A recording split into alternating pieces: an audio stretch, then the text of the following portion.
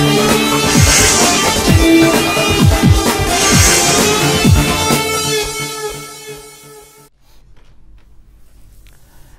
Morning, very good morning to business breakfast. ఇక నిన్న మార్కెట్లో చూసినట్లయితే నష్టాలతో ముగిశాయి. సెన్సెక్స్ అరౌండ్ 114 పాయింట్లు, నిఫ్టీ 37 పాయింట్ల నష్టంతో ముగిసింది. But small cap, mid caps లాభాల్లో ముగిశాయని చెప్పుకోవచ్చు, బెటర్గా పర్ఫామ్ చేశాయి. నిన్న అలాగే చూసుకున్నట్లు స్టాక్స్ వైజ్గా చూసుకున్నట్లయితే గత కొంతకాలంగా నష్టాలు ముగుస్తున్న ఎస్బీఐ నిన్న మంచి పాజిటివ్గా క్లోజ్ అయింది. అండ్ గ్లోబల్ మార్కెట్లు ప్రస్తుతానికి మిక్స్డ్ గా ఉన్నాయని చెప్పుకోవచ్చు.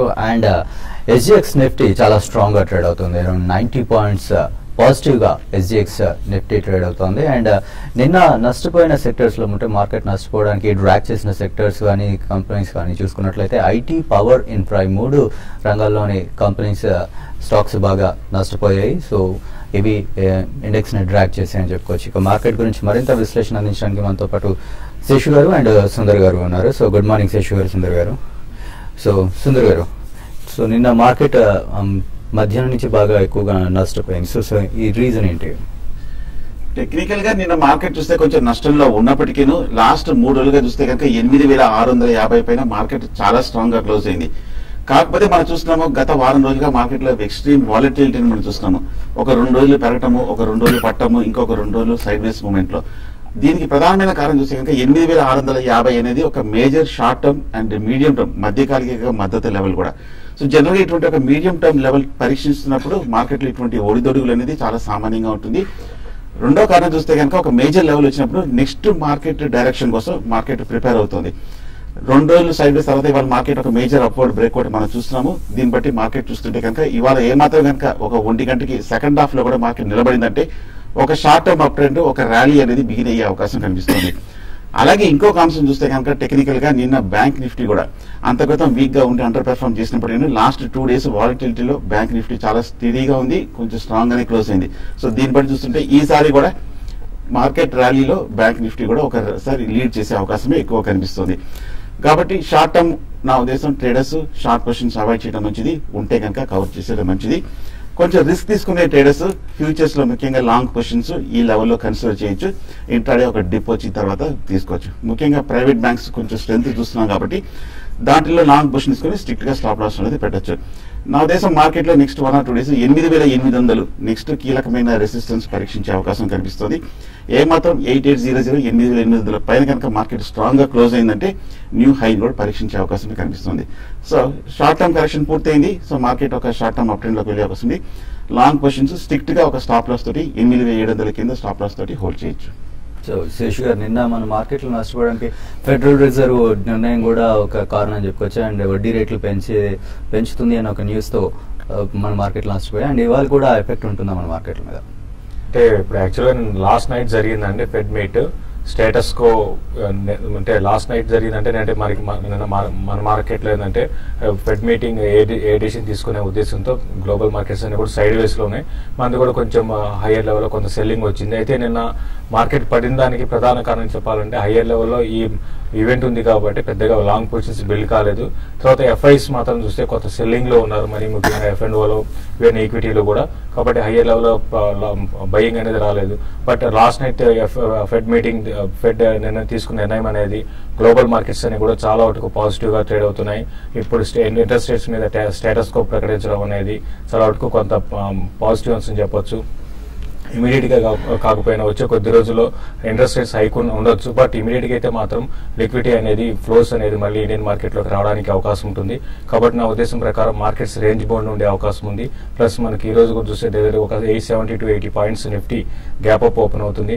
అయితే నిఫ్టీకి హ్యూజ్ రెసిస్టెన్స్ అట్ అరౌండ్ 8,800 ఆ లెవెల్లో నిఫ్టీ హ్యూజ్ రెసిస్టెన్స్ ఫేస్ చేస్తుంది. ఒకవేళ అది కానీ క్రాస్ కాగలిగితేనే నిఫ్టీ మనకి ఫర్దర్ గా అప్ ట్రెండ్ ఉంటుంది. అయితే స్టాక్ స్పెసిఫిక్ మాత్రం మార్కెట్ లో నెక్స్ట్ వచ్చే కొద్ది రోజుల్లో ఉంటాయి.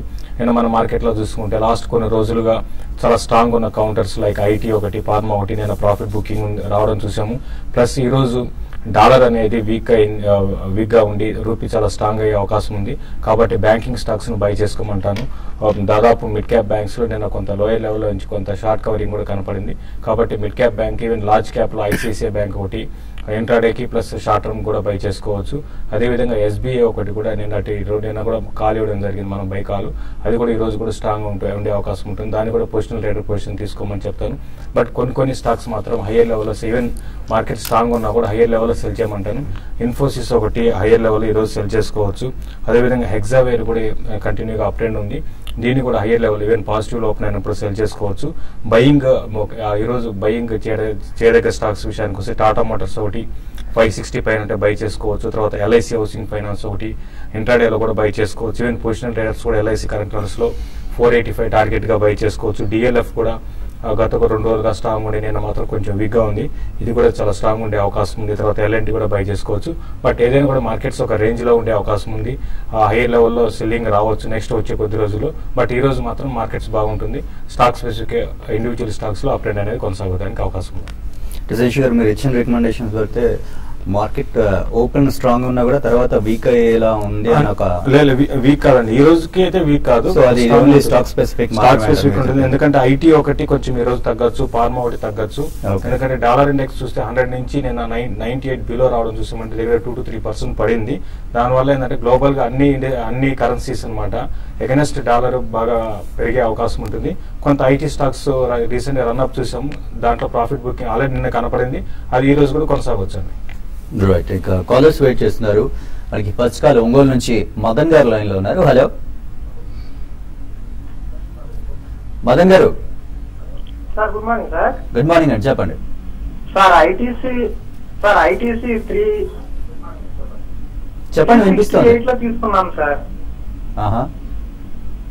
సో దాని పొజిషన్ ఏం చెప్పగలరా సార్? అంటే పొజిషన్ అడుగుతున్నారు మీరు, ట్రేడింగ్ కోసమా ఇన్వెస్ట్మెంట్ కోసమా? Sir March futures sir. March futures, okay. కొంచెం హై ప్రైస్ లో తీసుకున్నారండి. ఈ మధ్య మన ITC చూసాము, కొంచెం బాగా వీక్నెస్ చూసాము. 400 రూపాయల నుంచి 330 రూపాయల వరకు తగ్గటం చూసాము. ఫ్యూచర్స్ లో ఎప్పుడైనా సరే పొజిషన్ తీసుకున్నప్పుడు అలాగే కంటిన్యూస్ గా హోల్డ్ చేయకుండా జస్ట్ ఒక 2-3 డేస్ వరకే చూసి ప్రైస్ మీద మాక్సిమం ఒక 2% మించకుండా ఒక స్టాప్ లాస్ అనేది చాలా ముఖ్యం. కాకపోతే మార్కెట్ ఈ లెవెల్లో కొంచెం 335-30 రూపాయలుగా సపోర్ట్ తీసుకుంటుంది. ITC మార్కెట్ కూడా రీబౌండ్ అవుతుంది కాబట్టి ఒక రిలీఫ్ ర్యాలీ వచ్చే అవకాశం ఉంది. ఇంచుమించు మీ రేట్ వచ్చినప్పుడు మీరు ఎగ్జిట్ అయిపోవడం మంచిది. రైట్, విజయవాడ నుంచి వెంకటేశ్వరరావు గారు ఉన్నారు. Hello sir. గుడ్ మార్నింగ్ అండి. గుడ్ మార్నింగ్ అండి. సార్ నాకు ఈ రేట్ లో CCL ప్రొడక్ట్స్ ఏమో సింటెక్స్ తీసుకున్నామండి. ఈ రేట్ ఇక్కడ నుంచి ఎంతవరకు సైడ్ ఉండొచ్చు మీడియం టు లాంగ్ టర్మ్ చెప్పండి. CCL ప్రొడక్ట్స్ విషయానికి వస్తే అండి, ఇది మనకి జస్ట్ ఒక 1 year బ్యాక్ మనం చూస్తే అరౌండ్ 40-45 రూపీస్ లో చాలా రోజుల నుంచి ఉందండి. అయితే ఒకసారి స్టాక్ లో ఒక మేజర్ అప్ ట్రెండ్ వచ్చి ఇప్పుడు దగ్గర 180 ఉంది. బట్ ఫండమెంటల్ కౌంటర్ మంచి కౌంటర్ అయినా కూడా ఏంటంటే ఎక్స్పెన్సివ్ గా కనపడుతుంది ఈ కరెంట్ లెవెల్స్ లో. అందుకే రీసెంట్ గా చూసాం మనకి అరౌండ్ 190 లెవెల్స్ నుంచి స్టాక్ రివర్స్ కావడం చూసాము. ఇంకో కొంత కరెక్ట్ అయ్యే అవకాశం ఉందండి, బిలో 160 అంటే అరౌండ్ 150 ఆ లెవెల్ దాకా రావచ్చు. బట్ మేజర్ అప్ ట్రెండ్ అయితే ఇప్పట్లో ఉండకపోవచ్చు. ఇప్పుడు నెక్స్ట్ ఫ్యూ మంత్స్ ఇది కన్సాలిడేషన్ లో ఉంటుంది కాబట్టి ఎక్స్పెన్సివ్ కాబట్టి మంచి కంపెనీ అయినా కూడా మీరు కొంత కరెక్షన్స్ లో దీన్ని బై చేసుకుని లాంగ్ టర్మ్ కోసం బై చేసుకోమని చెప్తాను. తర్వాత సింటెక్స్ విషయానికి వస్తే చాలా స్ట్రాంగ్ అప్ మూవ్ లో ఉందండి ఈ కంపెనీ. లాస్ట్ కొన్ని రోజులుగా కన్సాలిడేషన్ నుంచి ఒక 2-3 నెలల కన్సాలిడేషన్ తర్వాత స్టాక్ లో 120 పైన రావడం చూసాము. ప్లస్ క్రూడ్ ఆయిల్ మళ్ళీ second leg of correction last ఒక 10 days గా చూస్తే $52 నుంచి $42 కి ఇంటర్నేషనల్ మార్కెట్ లో రావడం చూసాము. కాబట్టి ఇది చాలా పాజిటివ్ అంశం. ప్లస్ సింటెక్స్ కి నెక్స్ట్ 2-3 క్వార్టర్లు ప్రాఫిట్స్ అనేది ఇంప్రూవ్ అయ్యే అవకాశం ఉంది. కాబట్టి దాని దృష్టిలో పెట్టుకుంటే అరౌండ్ 180 దాకా రావచ్చు నెక్స్ట్ 5 to 6 months లో. కాబట్టి సింటెక్స్ ని కరెంట్ హౌస్ లో బై చేసుకోండి. CCL మాత్రం కరెక్షన్స్ లో బై చేసుకోండి. నెక్స్ట్ వైజాగ్ నుంచి నాయుడు గారు లైన్ లో ఉన్నారు. హలో హలో చెప్పండి నాయుడు గారు. Good morning sir. హలో చెప్పండి, వినిపిస్తుంది. జేసీ గారు అడుగుతున్నాను సార్. నేను ఈ federal bank regulation interest rate పెంచారు కదా GST, అది మనకి ఎంతవరకు అవసరం సార్? తర్వాత ICICI బ్యాంక్, HDFC బ్యాంక్ నా దగ్గర ఉన్నాయి సార్. 10% లాస్ లో ఉన్నాను. ఆ రెండు ఈ రోజు లాస్ ఇచ్చేయమంటారు లేదంటే వెయిట్ చేయమంటారు? ఓకే, ఒకటండి అంటే యుఎస్ ఫెడ్ అనేది స్టేటస్ కో తీసుకుందండి, ప్రస్తుతానికి ఈ మీట్ లో లేదు. బట్ అంటే ఒక ఇండికేషన్ లాగా ఏంటంటే వచ్చే కొద్ది రోజులు అంటే ఫ్యూ మంత్స్ పట్టొచ్చు, లేకపోతే 1 year కూడా పట్టొచ్చు మనం చెప్పలేము. అది ఎప్పటికప్పుడు యుఎస్ ఎకానమీ రివ్యూ చేసుకొని అక్కడ ఎకానమీ ఇంప్రూవ్ అయితే డెఫినెట్ గా నా ఉద్దేశం ప్రకారం ఇంట్రెస్ట్ రేట్ పెరగొచ్చు. మెయిన్ దానికి మన ఇండియాకి రిలేషన్ గురించి అడిగారండి. ఎక్కువ మన ఇండియాకి డామినేట్ చేసేది ఎఫ్ఐ ఇన్వెస్ట్మెంట్, అది కూడా ఎమర్జింగ్ మార్కెట్ లో చూసుకుంటే మన ఇండియాకి ఎక్కువ యుఎస్ నుంచి మనకి అమౌంట్ అనేది ఇన్వెస్ట్మెంట్ స్టాక్ మార్కెట్ లోకి వస్తుంటుంది. కాబట్టి వీళ్ళు ఇంట్రెస్ట్ రేట్ కానీ పెంచితే ఏంటంటే వచ్చే లిక్విడిటీ అనేది తగ్గుతుంది, దానివల్ల మార్కెట్స్ వీక్ గా ఉంటాయనే ఉద్దేశంతో స్పెక్యులేషన్ జరుగుతుంటుందని మార్కెట్స్. బట్ ఓవరాల్ గా ఇట్స్ పార్ట్ ఆఫ్ అంటే ఒక న్యూస్ అనేది మనకి బడ్జెట్ కి ముందు బడ్జెట్ అన్నాం, తర్వాత ఫెడ్ కి ముందు ఫెడ్ మీట్ అన్నాం, తర్వాత నెక్స్ట్ ఏ ఈవెంట్ ఉంటుంది అనేది మార్కెట్ వెయిట్ అండ్ వాచ్ చేస్తుంది. సో ఏదైనా కూడా మార్కెట్స్ అయితే కరెంట్ లెవెల్స్ నుంచి మీరు రేంజ్ బౌండ్ లో ఉండే అవకాశం ఉంది, కాబట్టి దాని దృష్టిలో పెట్టుకొని చేయమంటాం. తర్వాత బ్యాంకింగ్ గురించి అడిగారు. హెచ్డిఎఫ్సి అండ్ ఐసిఐసిఐ రెండు కూడా మంచి బ్యాంక్సే. రీసెంట్ గా కొంత ఐసిఐసిఐ బ్యాంక్ లో కరెక్షన్ చూసాము, బట్ ఓవరాల్ లాంగ్ టర్మ్ కోసం అయితే డెఫినెట్ గా రెండు కూడా హోల్డ్ చేసుకోండి. ఓకే, ఇక్కడ షార్ట్ బ్రేక్ తీసుకుందాం మనం. బ్రేక్ తర్వాత మరిన్ని కాల్స్ అండ్ మెయిల్స్ చూద్దాం.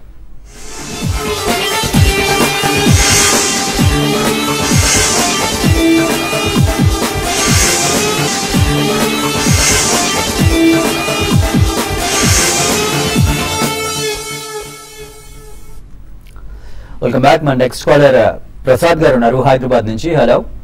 హలో, నమస్కారం అండి. చెప్పండి ప్రసాద్ గారు. నేను జ్యోతి స్ట్రక్చర్స్ తిలక్ నగర్ స్టేషన్ కనుక్కుందాం అనుకున్నాను సార్. మీరు లాస్ట్ టైం రికమెండ్ చేశారు, ఇప్పుడు బాగా తగ్గింది కదా, ఈ రేట్లు తీసుకోవచ్చండి. ఓకే, జ్యోతి స్ట్రక్చర్ చూస్తే కనుక మనం గత 6 నెలలుగా కంటిన్యూస్ గా వీక్నెస్ చూస్తున్నాము. 70 రూపాయలు హై నుంచి ఇంచుమించు 30 రూపాయల వరకు పట్టడం జరిగింది.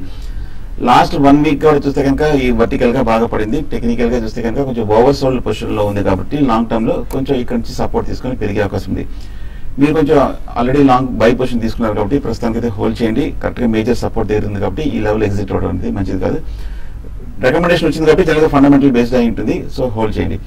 అలాగే తిలక్ నగర్ ఇండస్ట్రీస్ కూడా మనం చూస్తున్నాం, గత 6 నెలలుగా కంటిన్యూస్ గా తగ్గుతూనే ఉంది. 70 రూపాయల నుంచి మన తిలక్ నగర్ ఇండస్ట్రీస్ కూడా తగ్గడం జరిగింది. ఇది కూడా బాగా ఎక్స్ట్రీమ్ వీక్ అనేది, కాకపోతే ఓవర్ సోల్డ్ పొజిషన్ ఉంది. లాంగ్ టర్మ్ సపోర్ట్ కూడా 20-25 రూపాయల దగ్గర కనిపిస్తుంది. రెండు స్టాక్స్ ప్రస్తుతం హోల్డ్ చేయండి. రైట్. బెంగళూరు నుంచి వంశీ గారు లైన్ లో ఉన్నారు. హలో. షుగర్ నాగరాజండి. నేను అడగండి. నా దగ్గర వ్యవసాయ ఇంట్రెస్ట్ డెవలప్మెంట్ కార్పొరేషన్ ఒక 2,500 ఉన్నాయి సార్, 10 షేర్స్. ఏదన్నారండి? ఆర్ఎస్ సాఫ్ట్వేర్ వ్యవసాయ మినరల్స్ డెవలప్మెంట్ కార్పొరేషన్ అండి. Okay okay okay. ఇంకోటి వంశీ గారు అడగండి. ఆర్ఎస్ సాఫ్ట్వేర్ ఉన్నాయండి, స్నోమ్యాన్ లాజిస్టిక్స్ ఉన్నాయి. ఈ 3 స్టాక్స్ గురించి చెప్పగలరా సార్? శశి గారు చెప్పానండి. Okay. Orissa mineral development corporation విషయానికి వస్తే అండి, ఇది రీసెంట్ గా కొంత హయ్యర్ లెవెల్స్ నుంచి బాగా కరెక్ట్ అయిందండి. బట్ నిన్నటి రోజు మాత్రం ఈ స్టాక్ లో ఒక అప్ ట్రెండ్ అనేది ఉంది. అంటే మీరు ఇన్వెస్ట్మెంట్ గా లేకపోతే ట్రేడింగ్ పరంగా నాకు తెలియదు, అంటే షార్ట్ టర్మ్ మీతో కొంతమంది 1 month కోసం 2 months కోసం పొజిషన్ తీసుకుంటారు. బట్ మీరు ఇన్వెస్ట్మెంట్ కి అయితే మీరు పరిస్థితులు ఏంటంటే స్టాక్ వీక్ గా ఉన్నా కూడా ఇప్పుడు ఒక అప్ ట్రెండ్ ఉంది కాబట్టి, లాస్ట్ ఒక ఇన్ని రోజులు వీక్ ఉన్న స్టాక్ ఇప్పుడు అప్ ట్రెండ్ ఉంది కాబట్టి హోల్డ్ చేయమని చెప్తాను. కరెక్ట్ లెవెల్స్ నుంచి స్టాక్ అరౌండ్ 2,600 ఆ లెవెల్ దాకా రావడానికి అవకాశం ఉంది. ఈవెన్ 2,600 కానీ క్రాస్ అయితే మాత్రం 3,200 రూపీస్ దాకా పెరగచ్చు. బట్ 2,600 అనేది అంత కాస్ట్ లా కనపడుతుందండి. తర్వాత ఆర్ఎస్ సాఫ్ట్వేర్ విషయానికి వస్తే ఇది కూడా లాస్ట్ కొన్ని రోజులుగా మనకి వీక్ గానే ఉంది. బట్ ఈ స్టాక్ లో అయితే నా ఉద్దేశం ప్రకారం మీరు ఎగ్జిట్ కమ్మని చెప్తాను. Even short term two medium term even long term కూడా ఆర్ఎస్ సాఫ్ట్వేర్ ఎగ్జిట్ కమ్మంటాను. దీనికన్నా బెటర్ స్టాక్స్ అంటే రీసెంట్ గా చూస్తే ఎగ్జావేర్ ఒక మేజర్ అప్ ట్రెండ్ ఉంది, అది కరెక్షన్స్ లో మీరు ఎగ్జావేర్ కి షిఫ్ట్ కమ్మని చెప్తాను ఆర్ఎస్ సాఫ్ట్వేర్ నుంచి. నెక్స్ట్ విజయవాడ నుంచి మూర్తి గారు లైన్ లో ఉన్నారు. మూర్తి గారు నమస్తే అండి. నమస్తే శేష్ గారు. మిమ్మల్ని గతంలో కూడా అడిగిన జేసీ హౌసింగ్ ఫైనాన్స్ గురించి నేను మీ సలహా మేరకు సుమారు 700 అక్యుములేట్ చేశానండి. ఇప్పుడు రేట్ మళ్ళీ తగ్గింది కదా, ఈ రేట్ లో ఇంకో 300-400 తీసుకోవచ్చు జేసీ హౌసింగ్ ఫైనాన్స్. ఇది లాంగ్ టర్మ్ కోసం ఉంటాయి. అలాగే మోయిల్ కూడా మరి కిందకు వచ్చింది, ఈ కూడా కొంచెం తీసుకోవచ్చా? ఇంకోటి ఏదో అన్నారు లాయిడా JC housing finance MOIL MOIL MOIL. Okay MOIL. JSC housing finance అంటే మనం చూసామండి, ఇది 160 నుంచి మనకి ఫ్యూ మంత్స్ బ్యాక్ ఇది 160 ఉండేది, నాన్ స్టాప్ గా 280 దాకా రావడం చూసాము. బట్ లాస్ట్ కొన్ని రోజులుగా డెవలప్మెంట్స్ గా చూస్తే కొంత ఈ సెక్టర్ హౌసింగ్ ఫైనాన్స్ సెక్టర్ లో కొంత హైయర్ లెవెల్ సెల్లింగ్ అనేది ఉంది. బట్ ఇది 220 వరకు డౌన్ సైడ్ అంటే 220 దగ్గర చాలా స్ట్రాంగ్ సపోర్ట్ ఉంటుంది. మీరు మూమెంటం కూడా ట్రేడ్ చేస్తుంటారు కాబట్టి అరౌండ్ 220 ఆ లెవెల్కి వచ్చినప్పుడు దీన్ని పిక్ చేసుకోండి. మీరు అక్యుములేట్ చేసుకోండి. Long term next 5 to 6 months లో మళ్ళీ ఇది న్యూ హైస్ కూడా రావడానికి అవకాశం ఉంది. 280 కూడా క్రాస్ కావచ్చు, 320 దాకా పెరగవచ్చు. మీరు ఎవరీ డిప్ లో మాత్రం దీన్ని అక్యుములేట్ చేసుకోండి. బట్ టైమింగ్ మాత్రం కొంచెం వీక్ గా ఉండే అవకాశం ఉంది. ఈవెన్ మార్కెట్స్ కూడా అంత ఎంకరేజింగ్ గా లేవు కాబట్టి. తర్వాత మాయిల్ విషయానికి వస్తే ఇది కంప్లీట్ గా ఏంటంటే ఇది ఇన్వెస్ట్మెంట్ స్టాక్ అని చెప్పొచ్చు అండి. నా పర్సనల్ గా అయితే దీన్ని అవాయిడ్ చేయమని చెప్తాను. అంటే మీకు బాగా తగ్గింది, దీన్ని అక్యుములేట్ చేసుకుంటా అన్నారు కానీ దీనికన్నా బెటర్ ఆపర్చునిటీస్, బెటర్ స్టాక్స్ ఉన్నాయి కాబట్టి మాయిల్ ని అవాయిడ్ చేయమని చెప్తానండి. కరీంనగర్ నుంచి శ్రీనివాస్ రెడ్డి గారు లైన్ లో ఉన్నారు. హలో హలో సార్, నమస్కారం అండి. చెప్పండి సార్, అశోక్ ఎలాగైనా సుజలాన్ ఎనర్జీ సింటెక్స్ 3 వారాలనుకుంటున్నాను. ఇప్పుడు రేట్ అవ్వాలి. అశోక్ లేలాండ్, సింటెక్స్, సుజలాన్. సుజలాన్ మనం చూస్తున్నాము ఈ మధ్య 12 రూపాయల నుంచి మనం కంటిన్యూస్ గా పెరుగుతూ 30 రూపాయల వరకు వెళ్ళడం జరిగింది. టెక్నికల్ గా చూస్తే కనుక కరెంట్ రేట్ 30 రూపాయల దగ్గర మేజర్ లాంగ్ టర్మ్ రెసిస్టెన్స్ కనిపిస్తుంది. పైగా వీక్లీ చార్ట్ లో చూస్తే కనుక కొంచెం ఓవర్ బాట్ పొజిషన్ లో ఉంది. ఫ్రెష్ బయింగ్ అయితే వద్దు. ఒకవేళ కనుక ఎవరైనా లోయర్ రేట్ లో తీసుకుంటే కనుక 30 to 35 రూపీస్ దగ్గర లాంగ్ టర్మ్ కూడా షార్ట్ టర్మ్ లో కూడా ప్రాఫిట్స్ బుక్ చేసి డిప్ కోసం తెచ్చు. ఫ్రెష్ బయింగ్ అయితే అవాయిడ్ చేయండి. అలాగే అశోక్ లేలాండ్ కూడా మనం చూస్తున్నాము గత 6 నెలలుగా ఏడాది బట్టి కంటిన్యూస్ గా అప్ ట్రెండ్ 20 రూపాయల నుంచి 70 రూపాయల వరకు పెరగడం జరిగింది. అశోక్ లేలాండ్ కూడా ఫండమెంటల్ గా టెక్నికల్ గా బులిష్ గానే ఉంది. కాకపోతే కొంచెం ఓవర్ బాట్ పొజిషన్ లో కట్టి ఒక చిన్న డిప్ లో బై చేయొచ్చు. మెయిల్స్ చూసే ముందు లాస్ట్ కాల్ తీసుకుందాం. Hello, good morning. అలాగే అండి. గుడ్ మార్నింగ్ అండి, చెప్పండి. Sir, Alembic limited, SMS pharma తీసుకున్నాండి. లాంగ్ టర్మ్ ఎలా ఉంది? ఓకే, అలంబిక్ చూస్తే కనుక ఈ మధ్య 3 నెలలుగా ఇదే రేట్ లో కన్సాలిడేషన్ అవుతుంది. 60 రూపాయల నుంచి 30 రూపాయల వరకు పడి 30 రూపాయల దగ్గర ఒక మేజర్ సపోర్ట్ తీసుకొని ఒక అక్కడే కొంచెం మూవ్మెంట్ మనం చూస్తున్నాము. కాకపోతే సపోర్ట్ దగ్గర కరెక్ట్ గా ఉంది. మార్కెట్ లో కూడా ఇప్పుడు ఈ లెవెల్లో కొంచెం రికవరీ వచ్చే అవకాశం ఉంది. 35 నుంచి పెరిగి మళ్ళీ 50 to 55 వరకు వెళ్ళే అవకాశం ఉంది. ప్రస్తుతానికి హోల్డ్ చేయండి. కానీ 30 కింద కనుక బ్రేక్ అయిందంటే కనుక అలంబిక్ ఒక షార్ట్ టర్మ్ వీక్నెస్ వచ్చే అవకాశం ఉంది. అలాగే మన ఎస్ఎంఎస్ ఫార్మా కూడా చూసాము, కొంచెం పాజిటివ్ గానే కనిపిస్తుంది ఈ మధ్య టెక్నికల్ గా. నా ఉద్దేశం అయితే కనుక హోల్డ్ చేయండి ప్రస్తుతం. కాకపోతే 650, 680 రూపాయల దగ్గర ఒక 6 months back major long term top, major long term resistance ఏర్పడింది. అక్కడ కొంచెం కన్సాలిడేషన్ వచ్చే అవకాశం ఉంది. పాజిటివ్ గా ఉంది, హోల్డ్ చేయండి ఎస్ఎంఎస్ ఫార్మా కూడా. ఓకే, మెయిల్స్ చూద్దాం. నరేష్ కుమార్ గారు సువేన్ లైఫ్ సైన్సెస్ గురించి అడుగుతున్నారు. సో వీటిలో పేటెంట్ రైట్స్ రావడం అనేది షార్ట్ టర్మ్ గెయిన్ గా ఉంటుందా, లాంగ్ టర్మ్ గెయిన్ గా ఉంటుందా అంటున్నారు. పేటెంట్ అంటే వీళ్ళు ఏంటంటే ఇప్పుడు సువేన్ లైఫ్ సైన్సెస్ ఏంటంటే ప్రతిదీ కూడా చిన్నదానికి కూడా పేటెంట్ అనేది ఒక రైట్ కింద ఉంటుందండి. అయితే మనం చూస్తున్నాం దాదాపు అన్ని కూడా పేటెంట్ రైట్స్ కోసం అప్లై చేసుకుంటారు. ఏంటంటే ఇది ఒక పార్ట్ ఆఫ్ అన్నమాట. ఇది ఒక బిజినెస్ లో ఒక పార్ట్ మాత్రమే. ఇది ఏంటంటే లాంగ్ టర్మ్ కోసం అయితే బాగానే ఉంటుంది. షార్ట్ టర్మ్ మాత్రం ఇది పెద్ద దీని మీద ప్రభావం ఉండకపోవచ్చు. బట్ సువేన్ లైఫ్ సైన్సెస్ అనేది కరెంట్ లెవెల్స్ లో కొంత స్టాక్ అయితే ఎక్స్పెన్సివ్, అంటే స్టాక్ పరంగా చెప్పాలంటే చాలా ఎక్స్పెన్సివ్, హై పీఈతో ట్రేడ్ అవుతుందండి. ఫ్రెష్ గా ఇన్వెస్ట్ చేయాలంటే మాత్రం కరెక్షన్స్ లోనే చేయమని చెప్తాను. ఓకే, భాస్కర్ గారు అడుగుతున్నారు, హిందాల్కో 130 పుట్ తీసుకున్నారట, ₹2.35 హోల్డర్ ఎగ్జిట్ అని అడుగుతున్నారు. ఈ మధ్య వర్టికల్ గా పడిందండి. మనం 150 రూపాయల నుంచి 120 రూపాయల వరకు తగ్గడం జరిగి ఈ మధ్య లాస్ట్ 2-3 days గా కొంచెం కన్సాలిడేషన్ అవుతుంది. నా ఉద్దేశం ఏమాత్రం ప్రాఫిట్ ఉందంటే వాళ్ళు ఎగ్జిట్ అయిపోవడం మంచిది. ఈ లెవెల్ నుంచి కొంచెం పెరిగే రిలీఫ్ ర్యాలీ వచ్చే అవకాశం కాబట్టి పుట్స్ ఉండడం మంచిది. వెంకట్ గారు అడుగుతున్నారు, ఫైజర్ కరెంట్ రేట్ లో బై చేయొచ్చా 1 year హోల్డింగ్ కోసం అని అడుగుతున్నారు. అలాగే నాట్కో ఫార్మాలో ఆయన 100% ప్రాఫిట్ లో ఉన్నారట. సో ప్రాఫిట్ బుక్ చేసుకోమంటారా, కంటిన్యూ చేయమంటారా? ఫైజర్ లో మీరు 1 year కోసం అంటున్నారు కాబట్టి మీరు ప్యూర్ ఇన్వెస్ట్మెంట్ స్టాక్ అంటే అది గుర్తుపెట్టుకోవాలి. వాల్యూమ్స్ కూడా పెద్దగా మిగతా అదర్ ఫార్మాతో కంపెనీస్ తో కంపేర్ చేసుకుంటే ఎక్కువ జరగవు. 1 year కోసం మీరు ఫైజర్ కరెంట్ లెవెల్స్ లో పై చేసుకోవచ్చు. నాట్కో విషయానికి వస్తే కంటిన్యూస్ గా అప్ ట్రెండ్ అనేది నాట్కోలో చూస్తున్నామండి. మీరు ఇంకా 100% ప్రాఫిట్ లో ఉన్నారని మీరే అంటున్నారు. ఇంకా మీరు ప్రాఫిట్ రన్ చేసుకోండి. కరెంట్ లెవెల్స్ నుంచి 2200 కానీ క్రాస్ అయిందంటే 2400 దాకా రావచ్చు. Plus at the same time మీరు ట్రైలింగ్ స్టాప్ లాస్ కూడా పెట్టుకోమని చెప్తాను. మధుబాబు గారు అడుగుతున్నారు, గోల్డ్ అండ్ సిల్వర్ కొనడానికి ఈజ్ ఇట్ రైట్ టైం అని అడుగుతున్నారు. లాస్ట్ 1 week కూడా గోల్డ్ అండ్ సిల్వర్ బాగా తగ్గడం జరిగింది. రీసెంట్ లోస్ ఒక లాస్ట్ 2-3 months లో కూడా ఒకసారి పరీక్షిస్తుంది.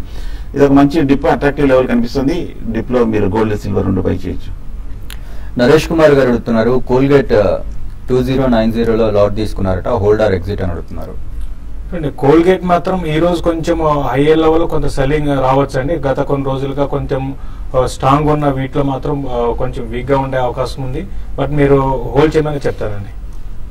లాస్ మెయిల్ చూద్దాం. నవీన్ కుమార్ గారు అడుగుతున్నారు, విజయ బ్యాంక్ 2 years కోసం తీసుకున్నారట. 2 years కోసం తీసుకున్నారా, 2 years బ్యాక్ తీసుకున్నారా క్లారిటీ లేదండి. బట్ పెరగట్లేదు అంటున్నారు. మేబీ 2 years బ్యాక్ తీసుకున్నారేమో. సో ఏంటి అంటున్నారు? గత 6 నెలలుగా చూస్తే కనుక PSU మిడ్ క్యాప్ బ్యాంక్స్ అన్ని కూడా బాగా అండర్ పెర్ఫార్మ్ చేస్తూ కొంచెం బాగా వీక్నెస్ మనం చూస్తున్నాము. కాకపోతే ఈ లెవెల్లో బాగా లాంగ్ టర్మ్ కన్సాలిడేషన్, ఒక లాంగ్ టర్మ్ ట్రెండ్ కోసం ప్రిపేర్ అవుతుంది. కరెక్ట్ గా సపోర్ట్ దగ్గర మనం స్టాక్ చూస్తున్నాము 40-45 రూపీస్ దగ్గర. ఇక్కడ నుంచి రికవరీ వచ్చే అవకాశం ఉంది. హోల్డ్ చేయండి.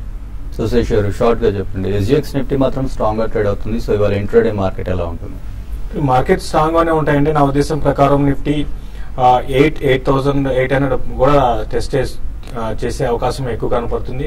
హై బీటా స్టాక్స్, ముఖ్యంగా ఇన్ఫ్రా స్టాక్స్, తర్వాత బ్యాంకింగ్ స్టాక్స్ లో కూడా చాలా స్ట్రాంగ్ గా ఉంటాయి. At the same time IT and ఫార్మాలో ఈ రోజు కొంచెం హై లెవెల్ సెల్లింగ్ చేసుకోమని చెప్పాను. మిగతా అన్ని సెక్టర్ లో కూడా బై చేసుకోవచ్చు. బై అండ్ డిప్స్ అని చెప్తాను ఈ రోజు ఇంటర్డేకి మాత్రం. అయితే నిఫ్టీ 8,800 పైన సస్టైన్ కాగలిగితే నెక్స్ట్ అప్ ట్రెండ్ అనేది, అంటే నెక్స్ట్ వచ్చే కొద్ది రోజు కూడా అప్ ట్రెండ్ కొనసాగుతుంది. ప్లస్ ఇంకోటి నెక్స్ట్ వీక్ మనకి F&O క్లోజింగ్ ఉంది కాబట్టి ఈ రోజు షార్ట్ కవరింగ్ కూడా మార్కెట్ లో రావచ్చు. సో థ్యాంక్ యూ శేషు గారు, థ్యాంక్ యూ సుందర్ గారు. ఇది బిజినెస్ బ్రేక్ఫాస్ట్.